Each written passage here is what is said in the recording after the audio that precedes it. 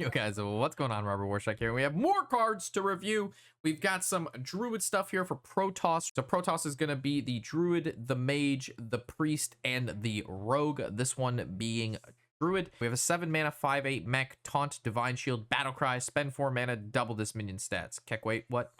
So I'm assuming if you have 4 extra mana, you're just going to get a 10/16 for 7 mana. That's pretty big.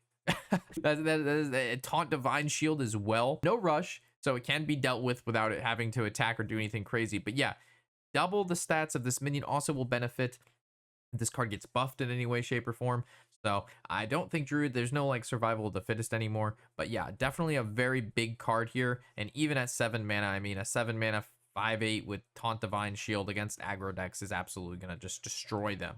So pretty big card here, big Druid. We covered a couple cards before, like the Carrier with a 12 mana. So a lot of very big, powerful cards for Druid coming in. We have another 4 mana card here. It's a neutral spell, so any of the Protoss are going to be able to play this. This is draw 2 Protoss cards, summon a 3/4 Zealot with charge. So 4 mana, targeted draw 2, and then summons a 3/4 with charge. I mean, a 3/4 with charge is worth 3 mana in itself, pretty much. So it's a 1 mana draw 2, maybe a 2 mana draw 2 if you want to look at the 3/4 as like a 2 mana value. But yeah, seems very powerful. Obviously, you would play this in any Protoss deck. Seems really, really good. And also, I'm just scared of charge minions, man. Like, I don't like, obviously, I don't think there's going to be some like OTK with charge with this. Hopefully not. But yeah, charge minions in general are just like really tough to balance and just really tough to play around because you're just unable to interact with it at all. So not a huge fan of charge mechanic in Hearthstone, that is. In other games, sure, because you can have like instant spells that can, you know, go on your opponent's turn. But in Hearthstone, it's a tough one to sell me on charge. Moving to a location, it's going to be the 4 mana Warp Gate. Your next Protoss minion costs 3 less. Oh my. Oh my. Bro, Druid is having an absolute field day right now. Druid is having a field day. 4 mana, and it has 3 charges. So this is a total of reduce things by 9. On top of that, we have other cards that reduce, like Druid has their next Protoss costs 2 less. So if you like 0 mana -2, 0 mana -2, and then you have this out, you're reducing the mana cost of something by like what, 7? And then you're able to play the 12 mana card for what, 6 mana? And it's a 2, like 14, summon 4/4 that attack at the end of the turn. Like, the mana cheat here is absolutely, it's big. It's big. This location seems exceedingly good. However, this is limited to minions. Before, we've seen a lot, it just reduces the cost of the Protoss card, which means it could be used technically on spells and or the hero. To get the hero out early. We know how good getting heroes out at the beginning of the game or very early is exceedingly powerful, right? So this being only on minions is good, but at the same time, like this 3 less for 4 and 3 charges.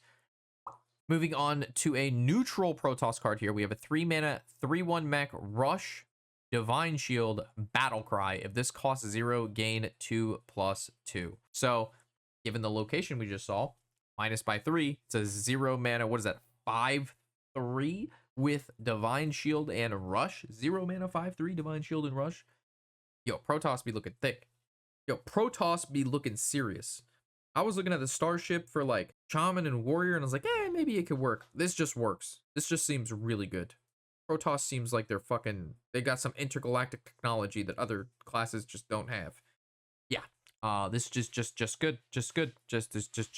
So now we are moving to Rogue Protoss cards. Let's take a look here. We have Arcanon, the 8 mana 8/8 Rogue Protoss. At the end of your turn, deal 8 damage to the enemy hero and 2 damage to their minions. Oh my. No requirement, just big thick boy. This seems good.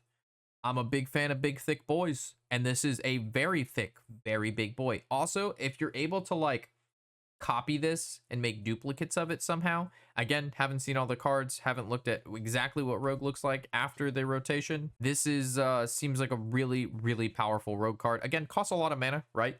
But there seemingly is a lot of mana cheat, and especially Druid, Rogue. Rogue has a lot of mana cheat. I don't know what they're going to be for minions, but I don't know how much more we're going to get for minions. But yeah, this seems good, especially if this comes down on 5 with that location, right? So 5 mana, 8/8, deal 8 and 2 to everything else for rogue. And the art looks sick. This is sick. Bro, Protoss are crazy right now. We got 6 mana, 5/3. Dark Templar, stealth battlecry, destroy an enemy minion, play another Templar to merge into Arcanon. So you're telling me you could play 2 Dark Templars, you kill 2 minions, it has stealth, so it's hard to kill. So you go Dark Templar, stealth, doesn't die, swing, Dark Templar, kill something, and then they merge into the card that we just covered, the big Thickikins. Oh my god. Yo. Dude, this looks so good, dude. Oh my god. I don't think I was this stoked yet, but this Protoss seems crazy, dude. Oh my god. The stealth is what makes it good, right? Because, like, if it didn't have stealth, it's easy to kill. It's a 5/3, right? But stealth at 3, now that's kind of hard to kill, right? And especially if you can go, like, discount, you can play 2 of them in the same turn and then get an Arcanon, so you kill 2 minions, deal 8, and then 2 to everything else. Granted, I don't think that's how this is going to be played, but I mean, this is very cool. The artwork is sick. Protoss Rogue, baby. I'm coming at it. I'm coming at Protoss Rogue super hard. All right, we got Blink. I'm scared. 2 mana. Draw a Protoss minion. Combo. It costs 2 less. We found more discount. There it is. Protoss cracked. Protoss is absolutely cracked so far. Nothing competes with this. I'm cashing in now. Protoss is broken. Like, what? Draw minion, combo, cost 2 less.